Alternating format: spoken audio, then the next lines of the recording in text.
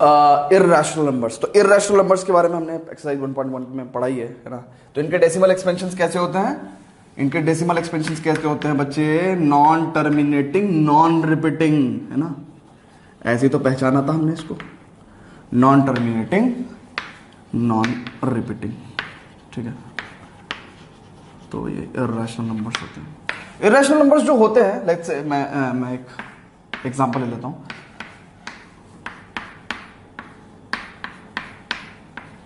है ना। तो ना तो ये टर्मिनेट हो रहा है और ना ही रिपीट हो रहे हैं ना, आप चेक कर लो, रिपीट नहीं हो रहे हैं, ठीक है ना। पैटर्न चेंज है, 10, 110, 1110, है ना, इस तरीके से। हालांकि 10 वगैरह पढ़ते नहीं है ना, पॉइंट के बाद जो भी नंबर्स होते हैं हम उनको ऐसे नहीं पढ़ते, है ना, कि भैया ये 2.35 है, नहीं 2.35, है ना। तो इसलिए इस बात पे ध्यान दें।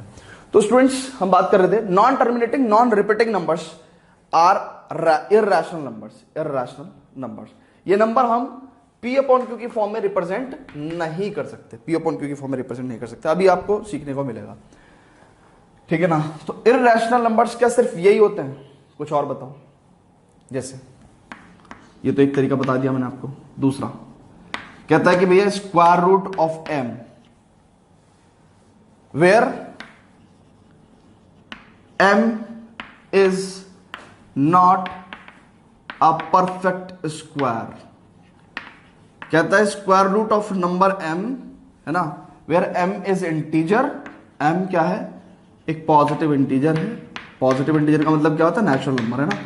तो m इज पॉजिटिव इंटीजर, ठीक है। तो m is positive integer where m is not a perfect square. तो दोनों बातें फुलफिल होनी चाहिए। जैसे फॉर एग्जाम्पल हम देखते हैं, हमने 1 लिया, है ना, 1 परफेक्ट स्क्वायर होता है, तो रूट 1 इक्वल टू 1 आ गया, ठीक है। स्क्वायर रूट ऑफ 2 की बात करेंगे हम, तो 2 is not a perfect square, तो इसलिए ये इर्रेशनल है ना, 1 इर्रेशनल नहीं है। रूट 3 की बात करें तो 3 क्या है? It's not a perfect square, तो इसलिए रूट 3 भी क्या है आपका? इर्रेशनल है। रूट 4, अब 4 तो आपको पता ही है ना यार, क्या होता है? 2 का स्क्वायर होता है, तो ये परफेक्ट स्क्वायर हो गया, तो इसलिए ये इर्रेशनल नहीं हुआ, क्योंकि इससे क्या आ जाएगा आपके पास? 2 आ जाएगा, ठीक है ना। रूट 4, रूट 5 भी क्या है? इर्रेशनल है। रूट 6, अब 6 किसका परफेक्ट स्क्वायर है? नहीं है ना, तो इसका मतलब ये भी क्या है? इर्रेशनल है। रूट 7, रूट 8, रूट 10, ये सब क्या है? इर्रेशनल नंबर्स है, ठीक है ना। इसके अलावा स्टूडेंट्स आप क्यूब रूट भी देख सकते हैं। तो वो नंबर्स जो परफेक्ट क्यूब नहीं है ना, where m is positive integers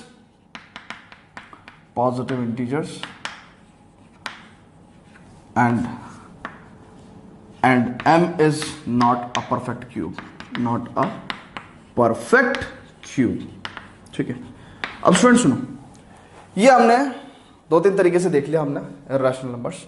इसके अलावा पाई इर्रेशनल नंबर है ना, non terminating, non repeating, decimal expansions, तो ये सब इर्रेशनल होंगे। तो ये हमने बेसिक इर्रेशनल नंबर्स के बारे में पढ़ा। तो जैसे फॉर एग्जांपल ये 2, 3, 5, 6 है ना, 7, तो नेक्स्ट टाइम क्या हो जाएगा?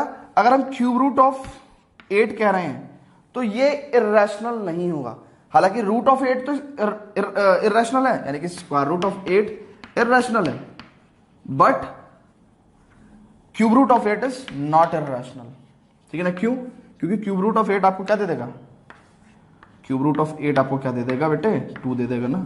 2 2 जा 4, 2 जा 8, तो इसका मतलब ये इर्रेशनल नहीं है, तो 2 तो रैशनल है, ठीक है ना। ओके स्टूडेंट्स, नाउ अच्छा अब देखेंगे बेटे, आगे देखेंगे इर्रेशनलिटी का जो प्रूफ है वो हमारे पास क्लास 10th में है, पहले चैप्टर में ही है, तो हम वो इर्रेशनलिटी का प्रूफ वहां पे बात करेंगे। आगे बात करते हैं अभी हमारे पास यहाँ क्लास 9th में क्या है इर्रेशनल नंबर्स के लिए।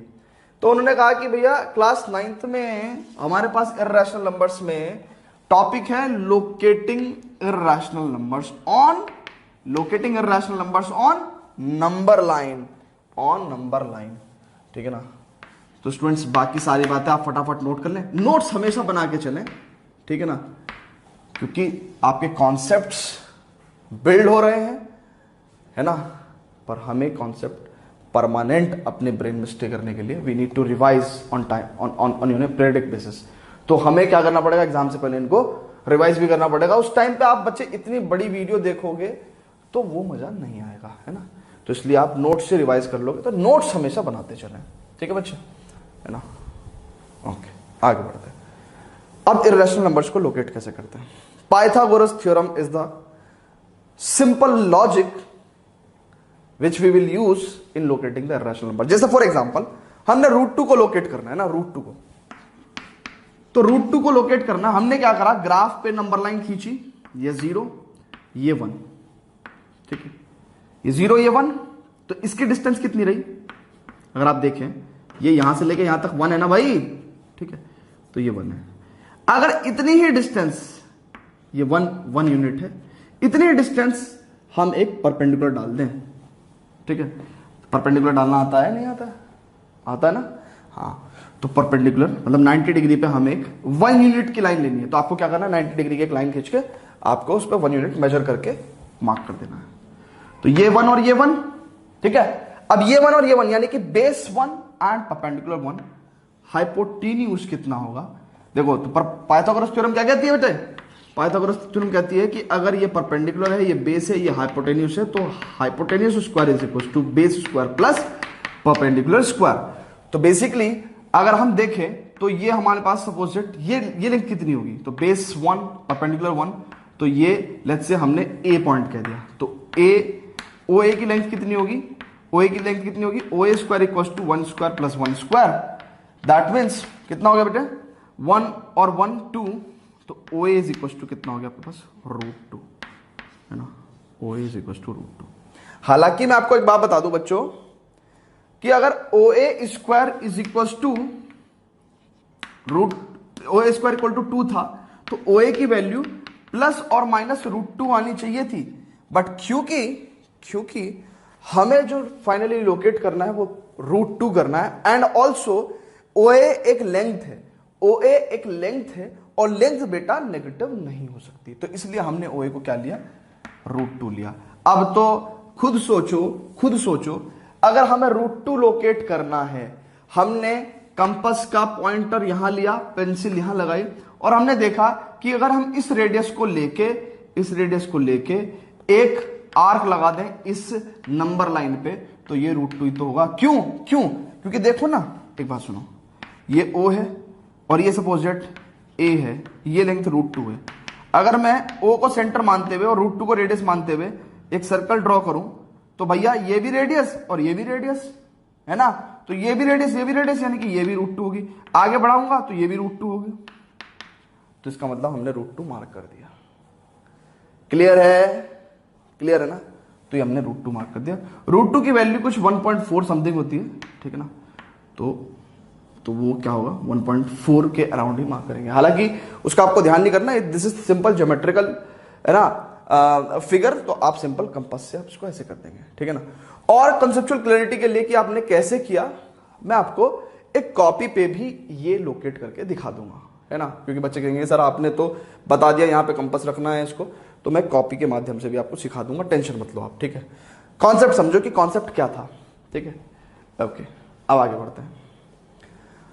अब स्टूडेंट्स √2 आपने लोकेट कर दिया, अब बात आती है कि हमें फर्दर और भी इरेशनल नंबर्स लोकेट करना है, जैसे √3, √5, √6, √7, ठीक है ना, √8, √10।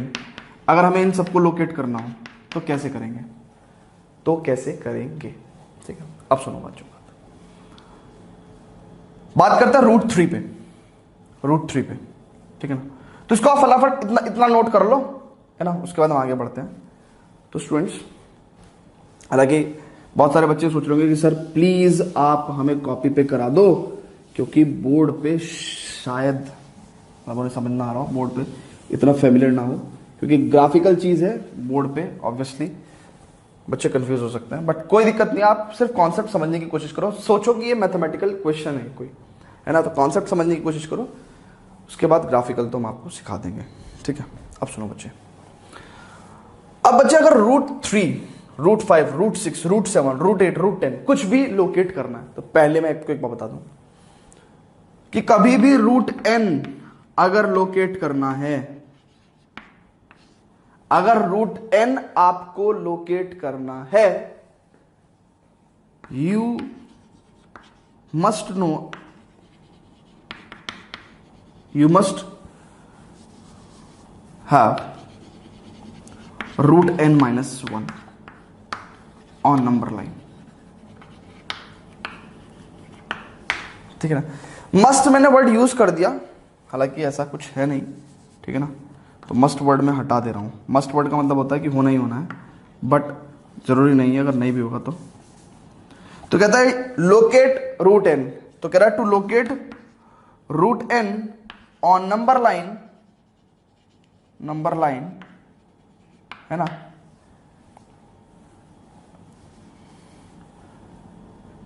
Locate root n minus 1 on the number line first, ठीक है ना। तो कहता भैया रूट एन को लोकेट करने से पहले रूट एन माइनस 1 को लोकेट करो, तो काम आसान हो जाएगा। काम क्या हो जाएगा? आसान हो जाएगा। तो रूट 2 को लोकेट करने से पहले बेटा हमने क्या किया था? 1 को लोकेट किया था, किया था ना, किया था, ठीक है। अब सुनो, बहुत ध्यान से सुनो, बहुत ध्यान से।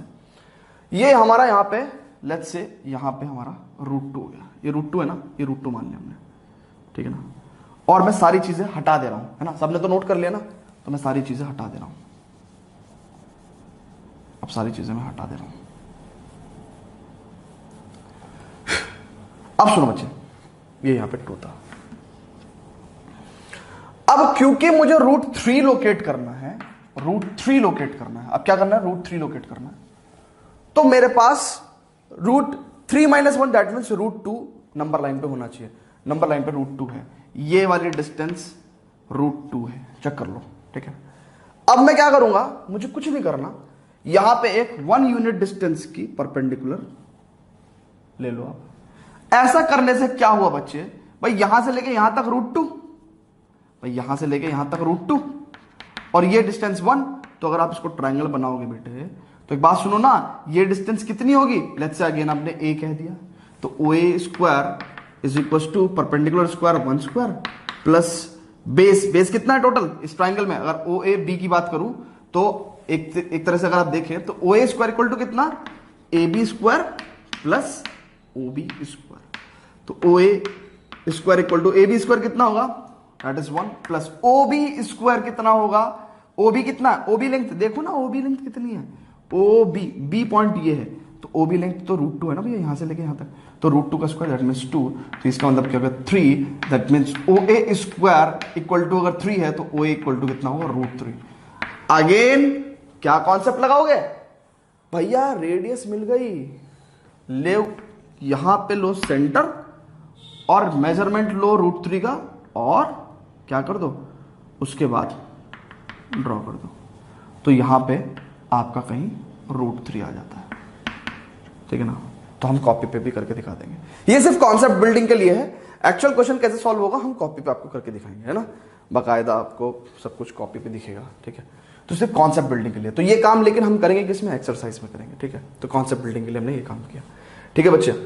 अब स्टूडेंट्स, अब आप लोग खुद से रूट 5 को लोकेट करें, रूट 5 को नंबर लाइन पे लोकेट करें, और रूट 5 को जब आप नंबर लाइन पे लोकेट कर लेंगे तो आप मेरे सॉल्यूशन से मैच करेंगे, ठीक है ना। फिलहाल ये सब चीजें नोट करके मैं इसको हटा दे रहा हूं, तो pause the video to note it down. अब अगर रूट 5 अगर हमने निकाल लिया ना, तो हम रूट 6 रूट 7 सब निकाल सकते हैं, है ना, क्योंकि मैंने आपको बताया ना कि भैया रूट n निकालने के लिए रूट n माइनस 1 पता होना चाहिए, ठीक है ना। तो अब जिन बच्चों को नहीं आ रहा वो सॉल्यूशन देखेंगे। Root 5 on the number line, ये बड़ा आसान क्वेश्चन है। क्यों? क्योंकि रूट 5 n की वैल्यू 5 है, तो बेसिकली रूट n पता होने के लिए आपको रूट n माइनस 1 पता होना चाहिए, यानी कि रूट 4 पता होना चाहिए, दैट मीन्स 2। तो इसका मतलब 2 तो आप लोकेट कर ही देंगे। तो रूट 5 लोकेट करने के लिए पहले मैंने रूट 4 लोकेट कर दिया, रूट 4 होता है 2, तो ये आपका ये लोकेट कर दिया। Let's say this is point B. अब यहां पे क्या करना है? एक 1 यूनिट का perpendicular low, let's say this point is a, इसको ज्वाइन कर दो। तो ये पूरी डिस्टेंस कितनी है? 2। ये पूरी डिस्टेंस कितनी है? 1। तो ये OA स्क्वायर कितना होगा? O A square equal to A B square that means 1 का square plus O B square that means 2 का square that means 4 + 1 5 that means O A is equal to √5 and now this is very easy. आपको क्या करना है, you just simple put the pin of the compass here और आपको ये radius लेके एक आर्क यहां लगा देना है। So here you will find √5। ठीक है, आपको क्या मिलेगा यहाँ पे, √5 मिल जाएगा। ठीक है, आ रही बात समझ में। अब आप सिंपल आराम से, जब आपको √5 मिल गया, आप √6 लोकेट कर सकते हैं, √7 लोकेट कर सकते हैं, √8 लोकेट कर सकते हैं। कैसे? √6 लोकेट करने के लिए आपके पास देखो ना, अगर इसको नोट कर लो, अब देखो √6 लोकेट कर रहे हैं, √6 लोकेट करने के लिए आपको √5 तो मिल ही गया। ठीक है, और यहां से आपने परपेंडिकुलर ले लिया 1 यूनिट का, और अब जो आपने इसको जोड़ा है, तो लेट्स से ये पॉइंट ए डैश और ये पॉइंट बी डैश, तो क्या होगा, ओ ए डैश का whole square is equal to A dash B dash whole square plus O B dash whole square. That means क्या, ए डैश बी डैश कितना है 1 का square plus O B dash कितना है √5 का square. That means √5 का square कितना होगा, तो यानी कि ओ ए डैश होल स्क्वायर की वैल्यू कितनी होगी, 5 और 1 6, तो O A dash is equal to √6। तो ये आपको मिल गई ओ ए डैश कितनी है, √6 लोकेट करना है, तो एक इस रेडियस का, ओ ए डैश रेडियस का आप क्या लगाओगे, आर्क लगाओगे नंबर लाइन पे ऐसे, तो ये हो गया आपके पास √6।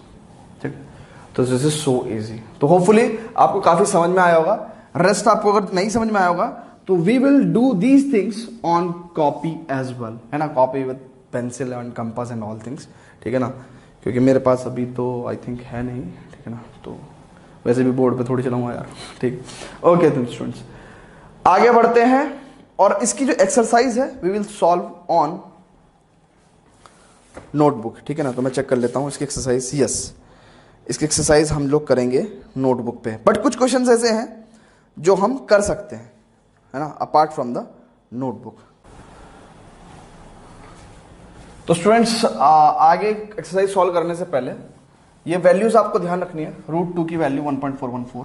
ठीक है ना, काफी जगह आपके काम आएगी कैलकुलेशन में। ठीक है, ज्यादा नहीं, बट √2, √3 एंड √5, है ना, बहुत फ्रीक्वेंट यूज है इनका, तो ये आप ध्यान रखेंगे। ठीक है, और पाई की, एक्चुअली पाई कुछ लोग सोचते होंगे कि पाई को तो यार हम 22/7 लिखते हैं, तो वो तो रैशनल होनी चाहिए, बट पाई की 22/7 एग्जैक्ट वैल्यू नहीं होती, that is the approximate value. तो हमने अप्रोक्सीमेटली का साइन बनाया कि अप्रोक्सीमेट वैल्यू होती है, तो इसलिए पाई जो है आपका इररेशनल होता है ना। आपका जो इसका डेसिमल एक्सपेंशन रहता है वो नॉन टर्मिनेटिंग नॉन रिपीटिंग होता है। ठीक है ना, तो ये हो गया। इसके अलावा स्टूडेंट्स आपको मैं एक बात बता दूं, अभी पीछे हमने एक्सरसाइज 1.1 में पढ़ा था कि अगर आर और एस दो रैशनल नंबर्स हैं, है ना, दो रैशनल नंबर्स हैं, तो या फिर मैं कह देता हूं let R and S are two rational numbers, दो रैशनल नंबर्स हैं। ठीक है ना, रैशनल नंबर्स, तो इनके बीच में हमने एक मेथड 1 बताया था एक रैशनल नंबर डालने का। तो एक वन रैशनल नंबर, यानी कि a rational number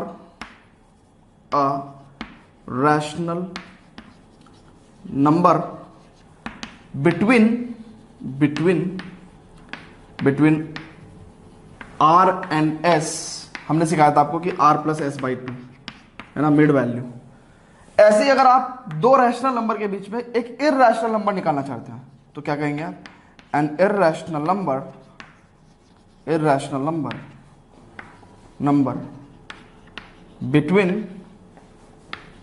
between r and s will be √r into s। जैसे फॉर एग्जाम्पल अगर हमसे कहा जाए कि भैया 3, है ना, 3 and 3/5 and 4/5, इनके बीच में हमें एक इररेशनल नंबर बताओ, तो हम क्या कहेंगे, an irrational number between 3/5 and 4/5 is what, 3 × 4/5 × 5। तो इसका मतलब क्या हो गया, √12/25 is an irrational number between 3/5 and 4/5। ठीक है बच्चे, ओके स्टूडेंट्स, नाउ आगे बढ़ते हैं एक्सरसाइज पे।